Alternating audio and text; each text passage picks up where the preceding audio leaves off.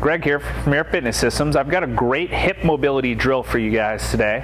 What we're going to focus on is really getting some stretch on the hips. What ends up happening for most of us is our hips are really tight, and as a result we can't sit into our glutes. So as a result we don't use our butt, which is one of our best shock absorbers. It's also one of the biggest muscles in our body as far as stabilizing and creating power. So what we want to do on this exercise is we're going to start, here's feet about shoulder distance. I want you to take the feet, bring them out about another inch or two, knees in line with the toes on here. First thing we're going to do is we're going to come down into a frog position here. So my weight should be through my heels. For a lot of us, if your hips are really tight, you're probably going to have a hard time getting your heels to touch the ground.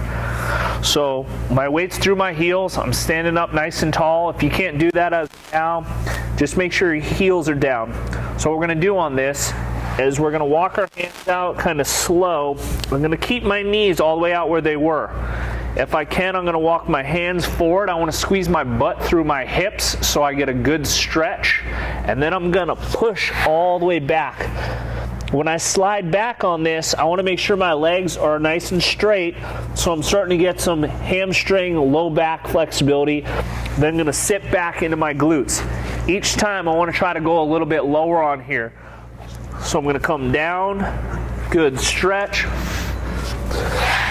coming back up. So kind of get into a rhythm on here. Just like that. It's a great drill, really loosens up the hips, gets those glutes firing, hamstrings lengthened. For most of you guys, it'll get you moving a lot better.